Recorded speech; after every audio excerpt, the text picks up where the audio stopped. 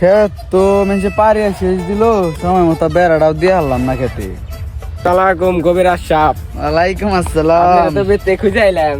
কি নিয়ে কি সমাচার? আমি টাঙ্গাইল থেকে আইছি।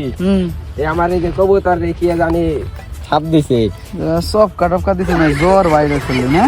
হ্যাঁ জ্বর এটা শুনলি তো তাবিজ করে দিলে ঠিক হয়ে যায়।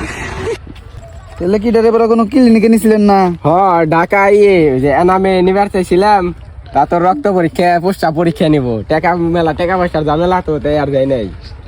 তাই আপনার কথা খবর হই না। সমস্যা নেই, এটা আমি কাজ পয়রা দিলে আর হুতা পয়রা দিলে না, এটা ভালো হয়ে যাবে, সমস্যা নেই। এটা শুনলে তো জ্বর বাইরে শুনলে জ্বর। হ্যাঁ জ্বর বাইরে শুনলে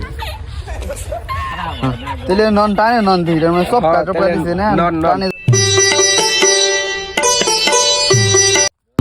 আমি তো হেমশ্যামারা থেকে আইছি, বহুত লোকে কইলো আপনার কথা, করিম করিম কবিরাজের কথা।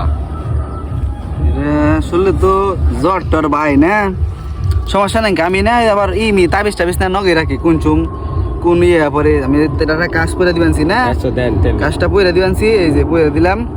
এটা এই কয়দিনের ভিতরে না এটা ভালো হয়ে যাবো গা, চিন্তা মিন্তা করেন না। এটা আমার না আমি তো খেয়ে মাঘ মাসের 29 তারিখ আমার সিন্নি আছে, সিন্নির মধ্যে আপনি 4 দাঁতিলের একটা খাসি নেবেন, আর লোক খাসির নগে যা যা নাকবো সেলের থেকে শুরু করে সবকিছু নেবেন, আবার ব্যান্ড পার্টি নিয়ে নাচতে নাচতে আইবেন।